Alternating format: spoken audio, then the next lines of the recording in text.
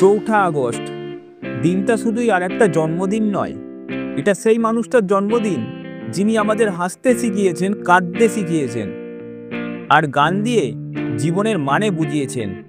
কিশোর কুমার, তার গান আজও বেঁচে আছে কোটি মানুষের হৃদয়ে।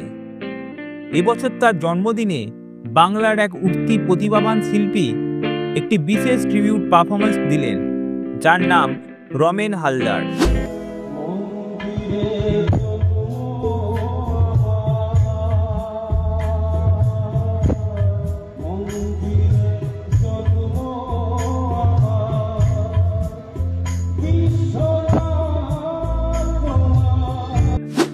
একসময় স্টেশনে দাঁড়িয়ে গাওয়া এক ভিডিও ভাইরাল হয়ে যে ছেলেটি লাখো মানুষের মন জয় করেছিল, আজ সেই দাঁড়ালো আলো ঝলমলে মঞ্চে আর গেয়ে উঠল কিশোরের গান।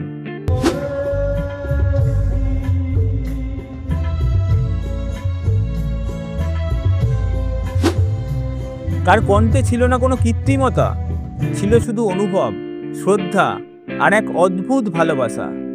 গানের প্রতিটি লাইনে, প্রতিটি সুরে যেন লুকিয়েছিল একটা সময়ে সেরা শিল্পীকে সম্মান জানানোর এক সরল অথচ শক্তিশালী প্রয়াস। মঞ্চে দাঁড়িয়ে রমেন যখন বললেন, এই গান আমার নয়, এই গান আমাদের সকলের, কিশোর কুমার এখনো আছেন আমাদের গান আর মনের ভেতরে, তখন গোটা অডিটোরিয়াম থেমে গিয়েছিল কিছুক্ষণ।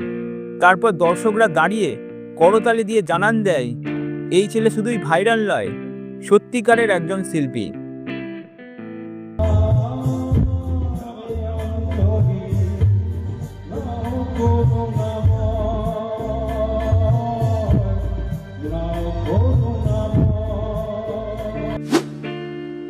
অনুষ্ঠানের শেষে আয়োজকরা জানালেন, রমেনকে দিয়ে কিশোর কুমারের গান গাওয়ানোর সিদ্ধান্তটা ছিল এক ঝুঁকি, কিন্তু তা পরিণত হলো এক জাদুতে।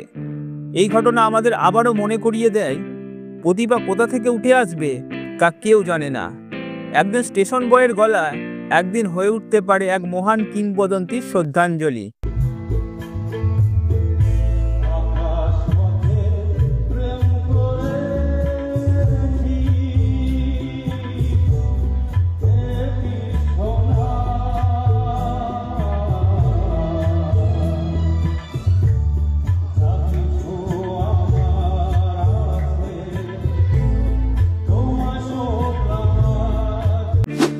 রমেন নিজেও বলেন, আমি আজকের দিনে কিশোরদার গান গাইতে পেরে নিজেকে ধন্য মনে করছি।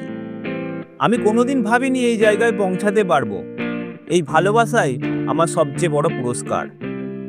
এই জন্মদিনে আমরা পেলাম কিশোর কুমারের গান, কিন্তু পেলাম আরও কিছু, একটা নতুন প্রজন্মের কণ্ঠ যে কিশোরের গানকে নতুন করে বাঁচিয়ে রাখছে। আপনিও যদি কিশোর কুমার ও রমেন হালদার এই দুই প্রজন্মের দুই প্রিয় কণ্ঠকে ভালোবাসেন, তাহলে ভিডিওটি লাইক দিন, শেয়ার করুন এবং কমেন্টে লিখুন রমেনের গাওয়া কোন কিশোরের গান আপনাকে সবচেয়ে বেশি ছুঁয়ে গেছে।